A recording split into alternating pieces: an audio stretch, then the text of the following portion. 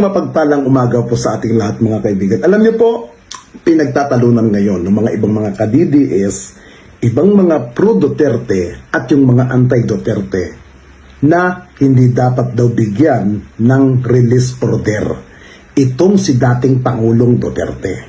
Bakit kamo na wag bibigyan? Unang-una, may kapangyarihan pa si dating Pangulong Duterte. Ano pong ibig ko sabihin na may kapangyarihan pa itong si dating Pangulong Duterte?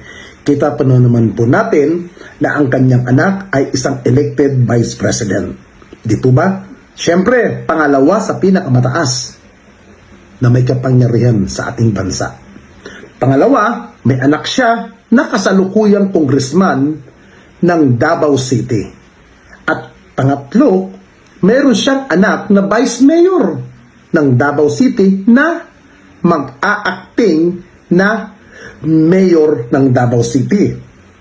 At kung hindi po ako nagkakamali, pakicorrect po ako mga kaibigan, meron din siyang apo na congressman, di po ba?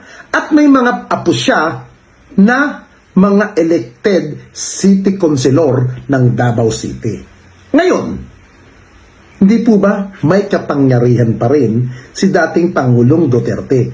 Kahit pa paano, may mga elected official siyang mga kamag-anak na mga malalapit sa kanya na pwede niyang magamit para sa kanyang pangsariling personal. Unang-una, alam niyo po, dapat talaga na huwag hayaan na mabigyan ng interim release itong si dating Pangulong Duterte. Bakit po kamo? Pag nabigyan ito ng pagkakataon na makalabas ng kanyang selda o mabigyan ng pagkakataon, dahil ako'y naniniwala, sinong tanga ang babalik pa sa ICC para harapin pa ang kaso niya kung siya man ay makalaya na? Di po ba? Hindi na babalik yan. Kaya tama lamang na harangin ang kanyang interim release order. At huwag dapat payagan dahil pwedeng gantihan niya ang mga taong biktima, kamag-anak ng mga napatay doon sa sinasabing war on drugs ni dating Pangulong Duterte. Ngayon, tignan natin kung talaga bang makakalabas. Ang mga dahilan sa pagkontra ng ICC prosecutor para sa interim release ni Rodrigo Roa Duterte ay kagagawan rin lang nina Digong, pamilya ng mga abogado niya at mga supporter niya ayon sa ICC prosecutor. Si Digong ay isa sa pang-flight risk na kahit anong oras tatakas ito kapag pinakawalan. May kapangyarihan pa kasama ang kanyang pamilya, sila'y elected official ng gobyerno. May impluwensya pa at may pera. Maliban sa mga nabanggit na dahilan, narito ang mga Pacific na pangyayari kaya kinontra ng ICC prosecutor ang aplikasyon ng interim release ni Digong.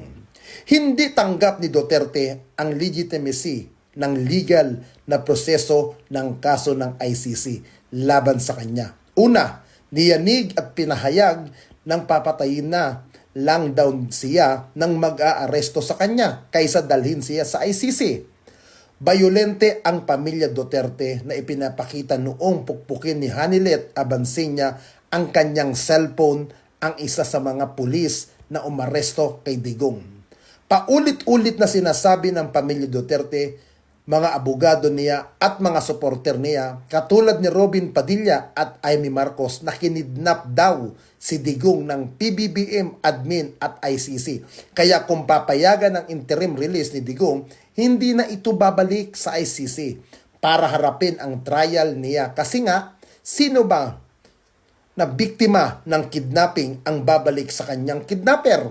Si Duterte, pati na ang halos buong pamilya niya, 7 members of Duterte ay mga elected official at mapera. Kaya meron pa itong kapangyarihan na maka-impluwensya lalo na si BP Sara. Ang anak ni Duterte na si Sara Duterte ayon na rin sa kanyang online press con at impeachment case ay nakipagsabwatan sa isang mamamatay tao para ipapatay sina Pangulong Bongbong Marcos, First Lady Lizal Marcos at Speaker Martin Romualdez. Si Duterte ay may history na na makialam sa mga investigasyon laban sa kanila. Sa pangkalahatan, sina Digong, pamilya Duterte at lahat ng kakampi nila ay may kakayahan, impluwensyahan at saktan ang mga testigo at pamilya ng mga biktima ng kanyang wood dahil sila'y nakamakapangyarihan pa. Kaya walang ibang sisisihin kung hindi payagan ng ICC ang interim release ni Digong kundi sina Digong, pamilya Duterte, mga abogado niya at mga Duterte supporter na rin. Alam nyo, lahat na lang gagawin ng mga Duterte, ng mga supporter, mga panatikong vlogger, ng mga tanga para sirain ang administrasyon, palabasin masamang tao, palabasin negative at higit sa lahat, dalayan ng kanilang kadramahan, kasama po yan sa kanilang mga agenda para lamang mapalaya ang dating Pangulong Duterte. Pero pag nangyari po yun, asahan po natin na gaganti at gaganti ang mga yan sa mga taong umuusig sa kanila. Kaya hindi dapat bigyan ng pagkakataon na makalabas ho yan.